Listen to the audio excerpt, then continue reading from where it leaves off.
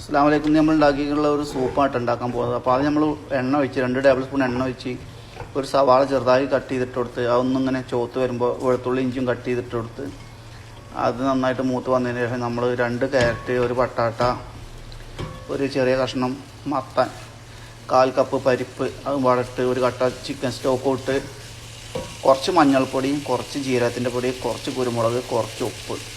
ഇനി നമുക്കിതിലേക്ക് വെള്ളം ഒഴിച്ച് കൊടുക്കാം. 5 കപ്പ് വെള്ളം വേണം കേട്ടോ. ഇനി നന്നായിട്ടൊന്നുകൊണ്ട് വേവട്ടെ. ഓക്കെ, അപ്പോൾ പറഞ്ഞാൽ മനസ്സിലായില്ലേ?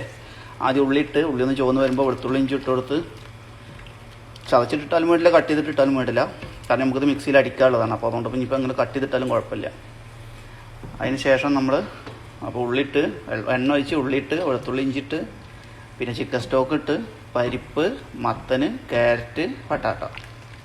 ഓക്കെ, 2 ക്യാരറ്റ്, ഒരു പട്ടാട്ട, ഒരു കഷ്ണം മത്തന്, 1/4 കപ്പ് പരിപ്പ്, പിന്നെ മഞ്ഞൾപ്പൊടി ഒരു നുള്ള്, ജീരകത്തിൻ്റെ പൊടി ഒരു നുള്ള്, കുരുമുളക് പൊടി ഒരു നുള്ള്, പിന്നെ ഉപ്പ് പാകത്തിന് ഇട്ട് കൊടുക്കുക. ഇനി ഇത് വെന്തതിന് ശേഷം നമുക്ക് മിക്സിയിൽ അടിക്കണം. ഓക്കെ, മിക്സിയിൽ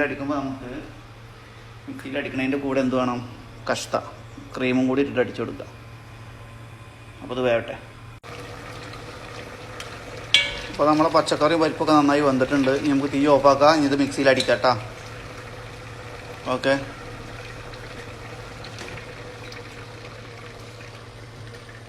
അപ്പോൾ നമ്മളെ മിക്സി ഗ്ലാസിൻ്റെ ആണ് കേട്ടോ. ചൂടുള്ള ഇങ്ങോട്ട് അടിക്കുമ്പോൾ പ്ലാസ്റ്റിക്കിൻ്റെ ആണെങ്കിൽ ശ്രദ്ധിക്കണം, ചിലപ്പോൾ ബ്ലാസ്റ്റ് ആവാൻ സാധ്യത ഉണ്ട്. കാരണം ചൂടുള്ള കാരണം.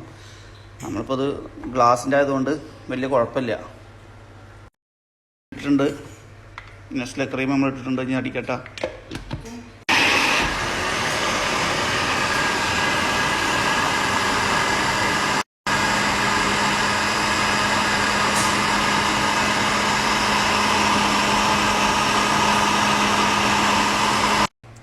അതേ പാത്രത്തിൽ തന്നെ നമ്മൾ തിരിച്ചൊഴിച്ചിട്ടുണ്ട്, ചൂടാക്കിയിട്ടുണ്ട്.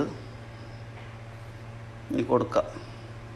ഓക്കെ, സൂപ്പ് റെഡി ആയിട്ടുണ്ട്.